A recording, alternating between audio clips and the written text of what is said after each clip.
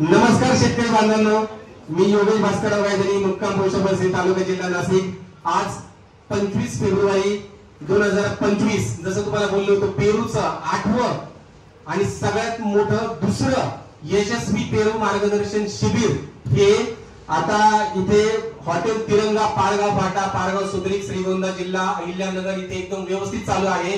विषय अतिशय महत्त्वाचा आहे। हा विषय मी तुम्हाला सर्वांना सांगतो, सगळ्या शेतकऱ्यांसाठी आणि या सगळ्या शेतकऱ्यांसाठी। आमचे बरेचसे विषय हे कंप्लीट झाले, पण आपला शेतकऱ्यांनी विचारलेला एक महत्त्वाचा विषय होता। तो विषय म्हणजे पेरूला तुम्ही छाटणी केल्याच्या नंतर फळं किती पकडायला पाहिजे, पेरूला फळं किती पकडायला पाहिजे, म्हणजे प्रॉपर फ्रुमिंग करता येईल, हा विषय आहे। आणि त्याचंच उत्तर आता मी देत आहे। आपल्याकडे पूर्ण महाराष्ट्रभरातून 500च्या वरती लोक आलेले आहेत, सगळे तुम्हाला दिसतीलच। आणि हा विषय पण मी तुमच्यापर्यंत पोहोचवतो। आता लक्षात असू द्या सगळ्या शेतकरी बांधवांना, पहिल्या वर्षाचं झाड आहे, झाड तुमचं व्यवस्थित झालं, व्यवस्थित प्रॉपर नियोजन केलं, 8, 9, 10 महिने, 11 महिने झाले, मग प्रॉपर छाटणी तुम्ही घेतली। आणि छाटणी घेतल्यानंतर माझं स्वतःच सांगतो, छाटणी घेतल्यानंतर कमीत कमी 200 ते 250च्या आसपास सेटिंग असते झाडावरती। किती? 200 ते 250च्या आसपास, 200 प्लस मी स्वतः मोजलेली आहे, व्हिडिओ पण टाकलेला त्याचा।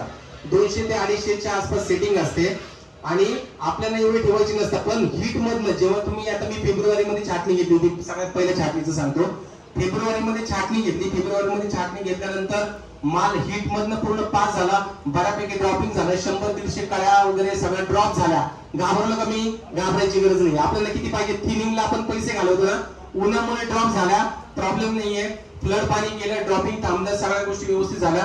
पण 250 चे 150 वरती आले, 150 चे 140 वरती आले, 140, 120 पाऊस पडला, त्यावेळेस साधारणतः 100च्या आसपास फळं होते। किती फळं होते? 100च्या आसपास। पण मला माहिती होतं झाड जे व्यवस्थित झाड आहे, आता फळं किती ठेवायचे, जे व्यवस्थित झाड आहे आणि प्रत्येकाचा प्लॉट, आता याचं उत्तर किती ठेवायचे हे नाहीये, तुमचा प्लॉट आणि झाडाची साईज आणि हेल्थ किती आहे हे सगळ्यात महत्वाचं, बरोबर? मग तुम्हाला काय करायचंय, झाड जर व्यवस्थित असेल तर मी 80 मॅक्सिमम ठेवलेले होते। किती ठेवले होते? 85 पण ठेवलेले होते फळं। पण फळं ठेवताना कसं ठेवायचे, तुमच्या ब्रांचेस, मी तुम्हाला काय सांगितलं, छाटणी घेताना छाटणी घेतली, छाटणी घेतल्याच्या नंतर समजा मला 25 काड्या मिळाल्या, 25 काड्या मिळाल्या, 25 काड्यांना फुटवे आले 3-3, 4-4, म्हणजे 3 पकडले 75 फुटवे आले, बरोबर? 75 पैकी असं समजा 75 पैकी 20 काड्या या वांस काड्या निघाल्या, 50 काड्यांना फळं चांगले आहेत, एका फांदीला 6 फळं असतात, बरोबर? पण मला ठेवायची किती फळं आहे? फक्त 2च फळं, एक फांदी किती फळं? 2 फळं। मग तुम्ही लक्षात ठेवा, एक फांदी 2 फळं जर ठेवत असाल, ते पण ही फांदीच्या ह्या बाजूला एक फळ, इकडच्या बाजूला एक फळ, 3 फळं असतात झाडावर। किती फळं असतात? एका बाजूला 3 असतात, एक कॉम्बिनेशन, सिंगल कधीच येणार नाही फळ। किती येतात? 3 मधनं, त्या मानाने 98% मधनं स्ट्रॉंग राहतात, बाहेरचे हे 2 जे असतात हे वीक असतात, गळून पडतात, प्रॉब्लेम नाही, ते गळून पडले तर प्रॉब्लेम नाही, इकडचे एक, इकडचे एक, असे किती फळं पाहिजे? फक्त 2, एक फांदी किती फळं? 2, म्हणजे तसं जर माझ्या 40 फांद्या किंवा 50 फांद्या तर किती फळं राहणार आहे माझे? आलं लक्षात? एका फांदीला 2 फळं घ्यायला काहीही टेन्शनचा विषय आहे का? म्हणजे फळं ठेवायचे हे तुमच्या झाडाच्या साईज वरती, तुमच्या असणाऱ्या फांदीवरती, फांदीच्या कॅपॅसिटीवरती डिपेंड आहेत। बऱ्याचदा असं असतं की एकदम छोटी काडी, बघा छोट्या काडीचे फळं पण एकदम जबरदस्त असतात, बघितले तर कोणी? खाली असतात, जेवढ्या काड्या खाली असतात ना, का अपटेक लगेच मिळतं ना त्यांना, खाणं लगेच मिळतं, वरती शेंड्याकडे जाईपर्यंत हा भाऊ लगेच कॅप्चर करून तगडा माल तयार करतो, बारीक काडी सुद्धा, बरोबर का मकरंद? म्हणजे तुम्हाला किती फळं ठेवायची हे तुम्ही झाड कसं बनवता, फांदीला फळं किती आहे, फांदीच्या दोन्ही बाजूला फळं ठेवले तर तुमचे फळं तसे राहणार आहे। कमीत कमी पहिल्या वर्षाच्या याला कमीत कमी माझ्यानुसार 60 फळं कमीत कमी पाहिजेच आहे, जास्तीत जास्त 80 पकडा, 90 पण ठेवा। बरेच हुशार असे करता, एका फांदीला इकडे 2 फळं आहेत ना, 1, 2, या बाजूला 2, 3, काही जण असे इकडे फोम टाकतील, इकडे फोम टाकतील, त्याच्यावरती 1 पिशवी, 2 फळं 1 पिशवी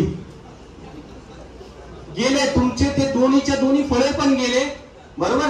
साईज जेव्हा साईज होत असते ना, तर साईज होताना जेव्हा साईज होते, दोघे एकमेकांना दाबून टाकतात, गेले तुमचे फळं, काहीच कामाचे नाही तुमचे फळं, ते करून टाकले, करू नका। दुसरी गोष्ट, कंटाळा आलेला असतो फोम मजुरांना, बरोबर? ते काय करतात, काम उरकवायचं त्यांना लगेच जेवढं जमतील मालक तिकडे गेला का पटकन एका त्याच्यात 2-2 फळ टाकून मोकळे. नंतर तुम्हाला समजतं आधी हे काय चालू आहे.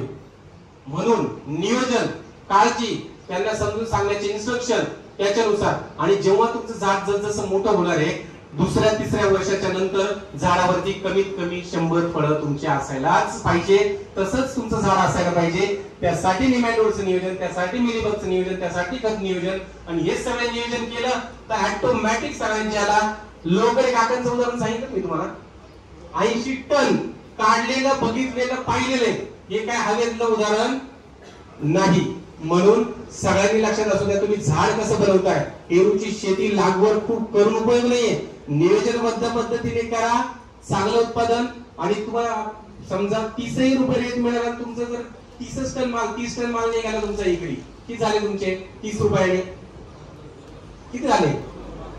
30 रुपये पकडतोय. हेच तुमचे 60 रुपये पकडा, किती झाले? मग आता मी काय म्हणणार, हा कमाई 18 लाख रुपये. पेरू लगाइए, किती रुपये कमवा. पण 18 लाख कशीच होणार आहे का दादा? हे नियोजन, ह्या गोष्टी. म्हणून धन्यवाद. हा विषय सगळ्यांपर्यंत पोहोचला आणि असंच पेरूचं मार्गदर्शन इथे झाले. धन्यवाद सगळ्या शेतकऱ्यांना. आणि या सगळ्यात शेवटी सगळ्यात महत्वाचं लक्षात राहिलं की याचे जे आयोजक आहेत, केळकर सर या सगळे हे हिरो सगळ्यात महत्वाचे, यांच्यासाठी एकदा टाळ्या होऊन जाऊया. कारण की त्याच्यानंतर गुडले सर आणि त्यांची टीम, बरोबर.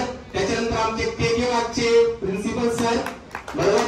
आणि यासोबत आपले माऊली कृषी सेवा केंद्र काय नाव बघा, म्हणजे ह्या सगळ्यांनी हे सगळं व्यवस्थित नियोजन केलं.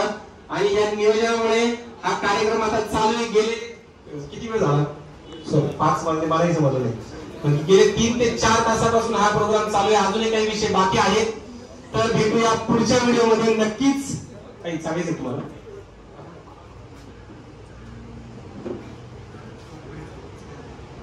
तर अशा भेटूया पुढच्या, काही हरकत नाही. भेटूया आपण पुढच्या व्हिडिओमध्ये आणि नवीन विषय घेऊन. तोपर्यंत सगळ्यांनी काळजी घ्या. धन्यवाद. नियोजनपूर्ण शेती सगळ्यांनी करा. धन्यवाद सगळ्यांना.